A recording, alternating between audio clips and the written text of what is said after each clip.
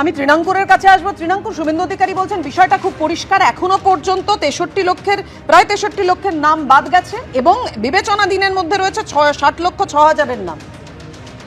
আমি প্রথমেই শুভেন্দুবাবুর মানে মানসিক সুস্থতা কামনা করি, কারণ আজকে ওনার মুখটা দেখে আমার খুব ভালো লাগছে এবং মনে পড়ছে প্রথম দিন তিনি মানে এসআইআর নিয়ে মানুষকে ভয় দেখানো শুরু করেছিলেন, তিনি বলছেন 1,25,00,000 নাম বাদ দেব, এরকম 1 কোটি কোনো 1.5 কোটি এরকম বিভিন্ন ডায়লগ দিয়েছিলেন।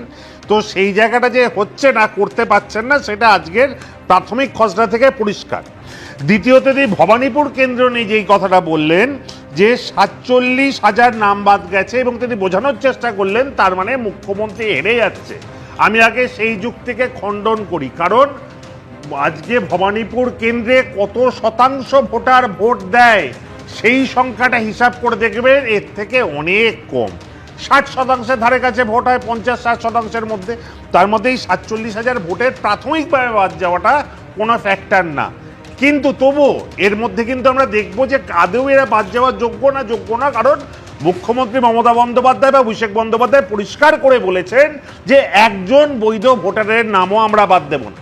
কিন্তু দুর্ভাগ্যের আজকে আমি যে এখানে থাকি সেই নৈহাটি 2 নম্বর ওয়ার্ডের কাউন্সিলর সুশান্ত সরকার এবং আরতি সরকারের নাম বাদ গেছে। আপনারা বাঁকুড়াতে দেখেছেন, আপনারা বনগাঁয় দেখেছেন, এমন অজস্র ভুল এই লিস্টের মধ্যে আছে। আমি বিশ্বাস করি নিশ্চিতভাবে তারা ভোটাধিকারের সুযোগ পাবে।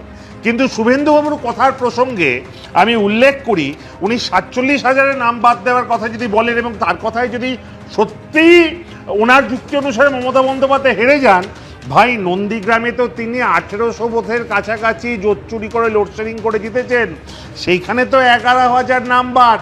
তার মানে কি তার যুক্তিতে আজকেই শুভেন্দুবাবু হেরিয়ে গেলেন? দেখুন, আজকে এই বিজেপি এবং কিছু শ্রেণীর মিডিয়া এটা জাগলিং করার চেষ্টা করছে। আমি এই মতের বিরোধিতা করে জানাই, কত লক্ষের প্রাথমিকভাবে নাম বাদ গেলে এর সঙ্গে কিছু যায় আসে না। আপনি সে এলাকায় কত শতাংশ পোল হচ্ছে দেখুন। তবে আমি কৃতজ্ঞতা জানাই, ধন্যবাদ জানাই। কত না লক্ষের নাম বাদ গেছে তাতে কিছু যায় আসে না, অথচ তোমাদের অভিযোগগুলো থাকছে যে যে জায়গায় নাম বাদ গেছে এবং কিভাবে নাম বাদ গেছে সেগুলো তোমরা বলছো খতিয়ে দেখবে। আমি কাছে যে যুক্তিতে শুভেন্দুবাবু বলছেন সেই যুক্তিতে অঙ্ক দাঁড়াচ্ছে না বা বিভিন্ন মিডিয়া দাঁড়াচ্ছে 1 শতাংশ বাদ গেছে না, যেটা সিও দেখিয়েছে একেবারে সেই তথ্য আমরা দেখেছি দর্শকদের সামনে। যে যারা ডোমিসাইলিং কোশ্চেন, যারা ভারতীয় নয়, তাদের এত বছর কারা পুষে রেখেছিল, কারা ভোটার আইডি দিয়ে রেখেছিল?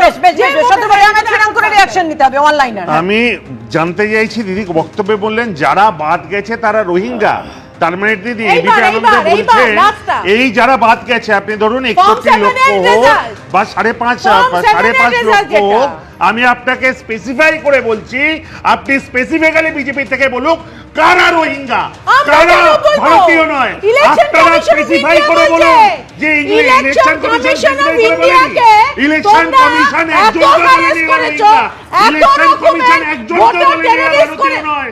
আরে ইলেকশন কমিশন ইন্ডিয়াকে বলেছো জব খুলে দেবে, তোমরা ম্যানমার্কিং করেছো, তা সত্ত্বেও কেউ মারা যায়, কেউ স্থানান্তরিত হয়।